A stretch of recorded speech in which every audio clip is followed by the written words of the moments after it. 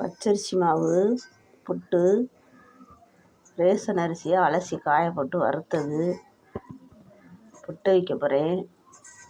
இது அவிச்சு சாப்பிட்டா மெதுவாக இருக்கும். வறுத்த மாவில், வறுக்காத மாவில் அவிச்சா விரைச்சிக்கிட்டு இருக்கும், தொண்டைக்குள்ள அடக்கி.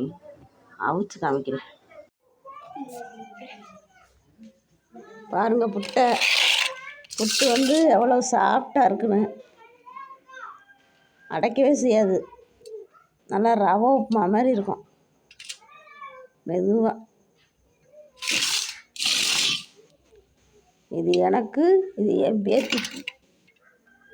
சீனியை போட்டுக்கோங்க. சீனி வேணாங்கிறவங்க தேங்காய் பூவை போட்டு எண்ணெயை ஊற்றி சாப்பிட்லாம். எண்ணெய் வேணாங்கிறவங்க சீனியும் தேங்காயும் போட்டு சாப்பிட்லாம்.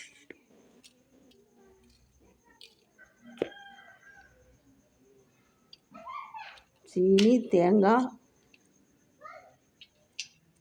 செக்கெண்ணெய், நல்லெண்ணெய் வேணும்னா ஊற்றிக்கலாம்.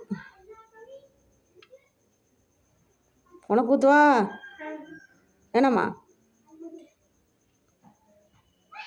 எல்லாத்தையும் நல்லா பிரட்டு.